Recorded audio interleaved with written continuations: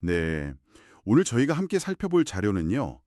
전문 직종의 역할, 그리고 진정한 배움의 길이 뭔지에 대한 아주 흥미로운 통찰을 담고 있습니다. 처음에는 미용사, 의사, 종교 지도자 같은 전문가들 이야기로 시작을 하는데요. 듣다 보면 이게 단순히 특정 직업에 대한 얘기가 아니구나. 어쩌면 우리 모두의 이야기일 수 있겠다. 이런 생각이 드실 겁니다. 맞아요. 이 자료가 우리 사회의 전문가들이 어째서 근본적인 문제 해결 대신에 임시 방편에만 머물게 됐는지를 아주 날카롭게 지적하고 있거든요. 네, 그렇죠. 근데 이게 그냥 비판에서 그치는 게 아니고요. 이 시대에 우리가 진리를 찾고 진짜 성장을 하려면 어떻게 해야 하는지 그 구체적인 방법론까지 제시를 해요. 방법론까지요? 네, 바로 블로그와 AI라는 아주 현대적인 도구를 통해서 말이죠. 그래서 오늘 대화의 목표는 이 자료 속에서 우리 각자가 어떻게 자기 분야의 수리공을 넘어서 연구자가 될 수 있는지 그 핵심을 한번 찾아보는 겁니다. 좋습니다. 그럼 한번 제대로 파고들어보죠. 이 자료에서 현대 전문가들을 연구자가 아니라 수리공에 비유를 하잖아요. 네. 사실 이건 의사나 종교인만의 이야기는 아닐 거라는 생각이 들어요. 지금 이걸 듣고 계신 여러분의 직업을 한번 생각해 보세요. 혹시 매일 터지는 문제 해결하느라 아니, 이 문제가 대체 왜 계속 발생하는 거지? 하는 근본적인 질문을 잊고 살지는 않으신가요? 자료가 바로 그 지점을 파고드는 것 같아요. 정확합니다. 핵심은 그거예요. 그러니까 근본 원인은 탐구를 안 하고 증상만 처리한다. 네, 딱 증상만 처리한다는 거죠. 자료에서 드는 예시가 바로 의사인데요. 의사의 본분이 사실 환자를 치료하는 걸 넘어서 병의 원인을 깊이 연구해야 한다는 거예요. 다시는 그런 환자가 생기지 않도록. 맞습니다. 그래야 사회에 기여하는 건데 지금은 그냥 약 처방하고 아픈 부위 잘라내고 말 그대로 고장난 기계 수리하는 역할에 그치고 있다는 거죠. 환자들이라는 그 귀중한 연구 기회를 얻었으면서도 연구는 뒷전이고 돈 버는 기술만 연마하고 있다. 이런 아주 신랄한 비판입니다. 듣고 보니 상당히 날카롭네요. 종교 시설에 대한 지적도 그렇더라고요. 교회나 사찰에 오는 사람들은 대부분 마음이 아프거나 인생의 문제를 겪는 환자들이라고 표현을 하던데요. 네, 그렇죠. 이런 사람들을 수십, 수백 년간 받아들였으면서 정작 그들이 왜 고통받는지에 대한 근본적인 해답, 그러니까 자료에서 말하는 진리는 내놓지 못했다는 거예요. 그저 괜찮다, 기도해라. 네, 그런 임시적인 위로만 반복하고 있다는 거죠. 바로 그 지점에서 아주 의외의 비유가 등장해서 되게 흥미로웠어요. 어떤 거죠? 바로 미용실입니다. 미용실이요? 네. 생각해보면 손님이 미용사한테 자기 머리를 맡긴다는 행위가 이게 엄청난 신뢰의 표현이잖아요. 그렇죠. 함부로 못 맡기죠. 그럼요. 처음에는 어색하게 머리만 맡기던 손님이 미용사가 친절하고 실력도 좋으면 점점 마음을 열고 나중에는 가족 문제, 직장 고민까지 다 털어놓게 된다는 거죠. 맞아요. 어느 순간 미용실이 교회나 사찰이랑 똑같은 도량, 그러니까 마음을 수련하는 공간이 된다. 이런 표현이 나오죠. 네, 맞아요. 불상이나 십자가 대신에 가위랑 드라이기가 있을 뿐이지 본질적으로는 사람들 아픔 들어주고 위로해주는 공간이라는 거고요. 그렇죠. 하지만 이건 역시 개인적인 위로에 그칠 뿐이라는 한계를 지적해요. 왜 사람들이 공통적으로 이런 고민을 하는가? 여기에 대한 근본적인 연구를 해서 사회 전체를 위한 해답을 내놓는 단계까지는 가지 못하고 있다는 거죠. 그리고 이 지점에서 자료는 우리가 왜 이렇게 근본적인 해답을 얻지 못했는지 그 원인을 파고들어요. 그 원인이 뭔가요? 바로 과거의 지식, 예를 들면 성경이나 불경 같은 오래된 경전에만 너무 매달려 있기 때문이라는 겁니다. 그것들이 인류가 진화하던 시기에 만들어진 위대한 지식의 씨앗인 건 맞지만 이미 충분히 성장한 현대인들한테는 맞지 않는 낡은 옷과 같다는 거죠. 경전을 눈 위에 받들고 있으면 보이지 않는다. 눈앞에 내려놓고 뒤져봐야 보인다. 이 비유가 참 날카롭네요. 근데 어떻게 보면 수천 년간 인류에게 영감을 준 경전의 가치를 너무 쉽게 폄하하는 것처럼 들릴 수도 있을 것 같은데요. 그 점이 바로 핵심이에요. 자료는 경전을 버리라고 말하는 게 아닙니다. 그런가요? 네, 오히려 제대로 읽으라고 촉구하는 거죠. 신성 불가침의 대상으로 그냥 모시는 게 아니라 위대한 사상가가 남긴 연구 자료로 보고 비판적으로 파고들라는 거예요. 연구 자료로 봐라. 그렇죠. 그 안에서 현대사회의 내 문제를 해결하는 데 적용할 수 있는 원리를 추출해내는 것, 그게 진짜 공부라는 거죠. 맹목적인 신앙이 아니라 그 가르침을 소화해서 내 에너지와 질량으로 만드는 성장을 해야 한다는 의미예요. 맹목적으로 따르는 게 아니라 내 삶에 적용할 수 있는 지혜를 스스로 찾아내라는 거군요. 그러면서 진정한 부처의 의미에 대해서도 다시 정의를 내리던데요. 네, 돌로 만든 불상에 절하는 행위 자체는 스스로 성장을 멈춘 행위일 수 있다고 봐요.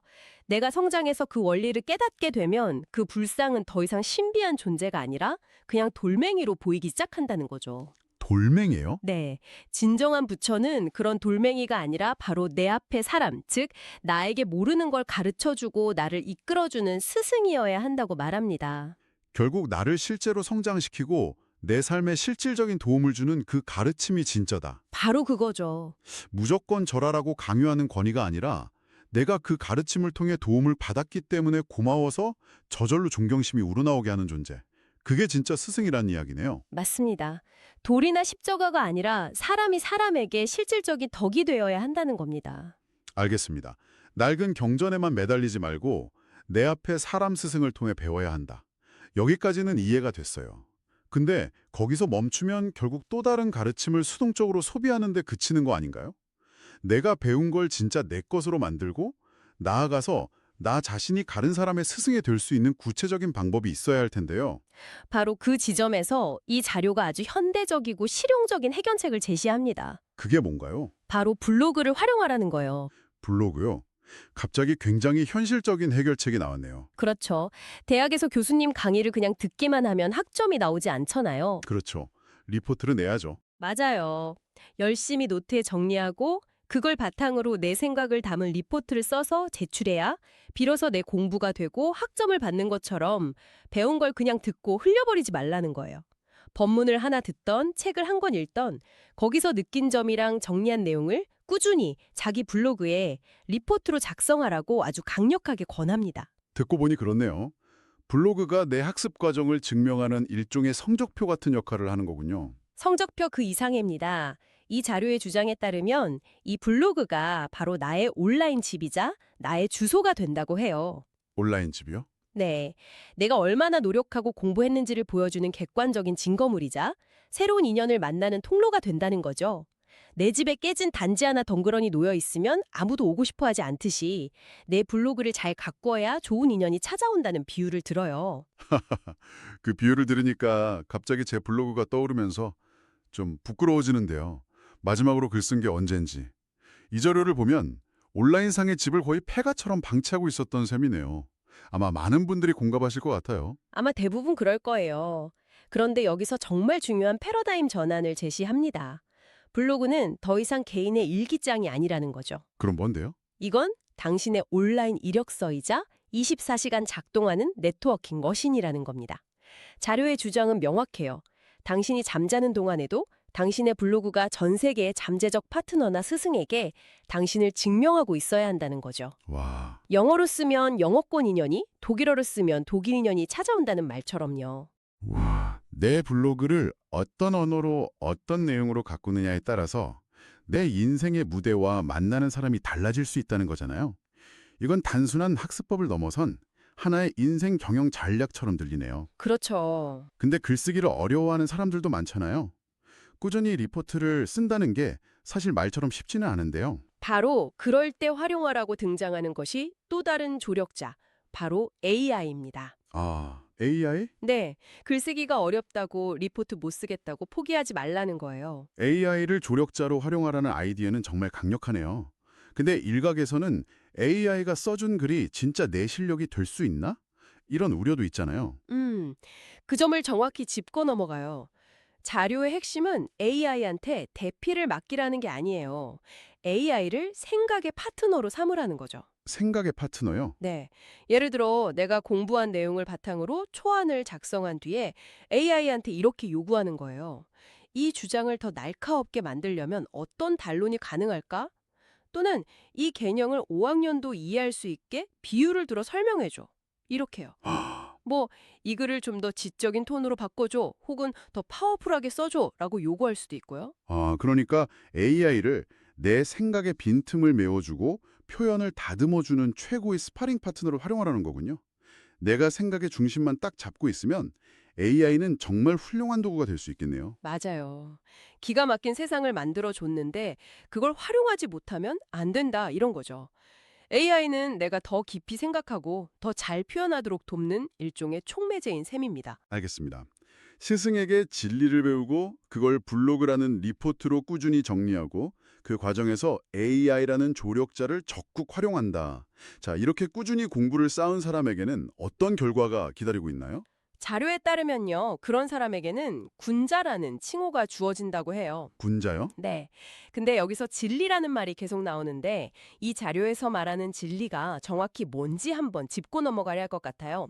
우리가 흔히 생각하는 그런 종교적, 철학적 진리랑은 다른 개념인가요? 아, 좋은 질문이네요. 저도 그게 궁금했어요. 여기서 말하는 진리는요, 무슨 추상적인 개념이 아니에요.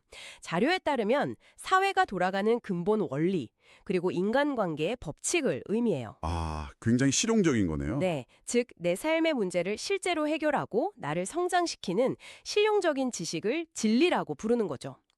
이렇게 사회 공부, 인생의 원리를 제대로 공부하고 블로그의 리포트를 꾸준히 쌓은 사람에게 군자라는 사회적 자격이 주어진다는 겁니다. 아, 군자라는 말이 나오니까 도통이라는 말도 함께 나오던데 그 차이가 흥미롭더라고요. 그럼 도통과 군자는 어떻게 다른 건가요? 이 자료에서는 그 둘을 명확히 구분해요. 도통이라는 게 뛰어난 기술이나 재주를 가진 장인이라면 장인. 네, 군자는 그 기술을 언제, 왜, 어떻게 사회를 위해 사용해야 하는지를 아는 현자에 가깝다고 볼 수 있어요. 아, 전자는 개인의 능력에 초점이 맞춰져 있다면 후자는 그 능력을 사회 속에서 어떻게 발현시키느냐에 대한 이해, 즉 사회적 지혜를 갖춘 사람을 의미하는 거죠. 잠시만요. 근데 세대별로 군자가 되는 조건이 다르다는 건 좀 의외인데요. 베이비 부머 세대랑 그 이후 세대를 구분하는 점이 독특했어요. 왜 그런 구분을 둔 건지 자료에서 설명하는 논리가 궁금합니다. 자칫하면 세대 갈등을 조장하는 것처럼 보일 수도 있잖아요. 아, 충분히 그렇게 보일 수 있죠. 자료의 논리는 이렇습니다. 이전 세대, 특히 베이비 부머 세대는 개인의 성장보다는 나라의 발전을 위해 희생한 공로가 크다고 봐요.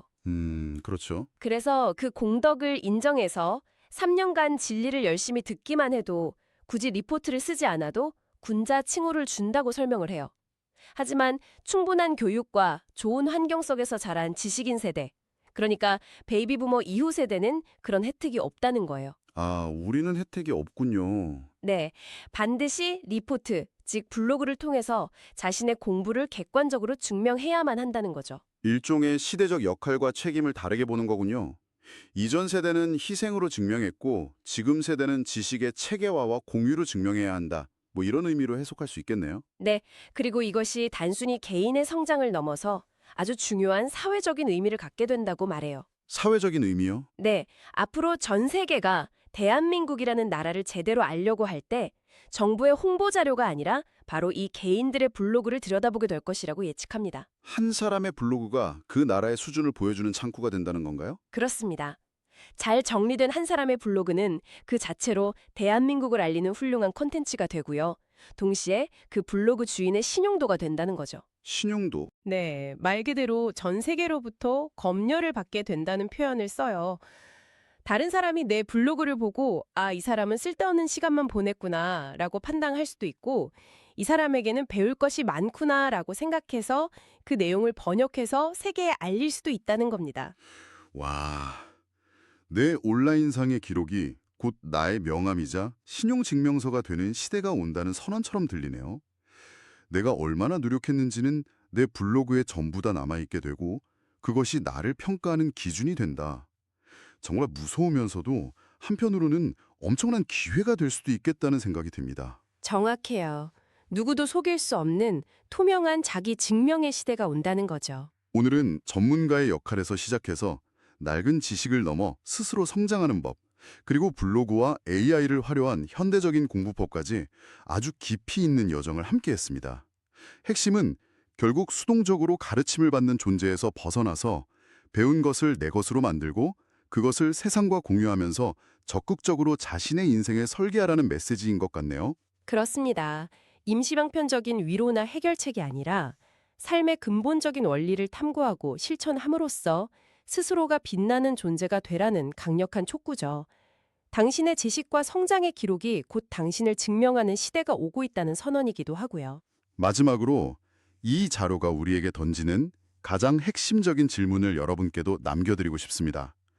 만약 오늘 당장 전 세계 사람들이 당신의 온라인 활동 기록, 예를 들어 당신의 블로그나 SNS를 통해 당신이라는 사람을 평가한다면 그들은 당신을 어떤 사람이라고 결론 내리게 될까요?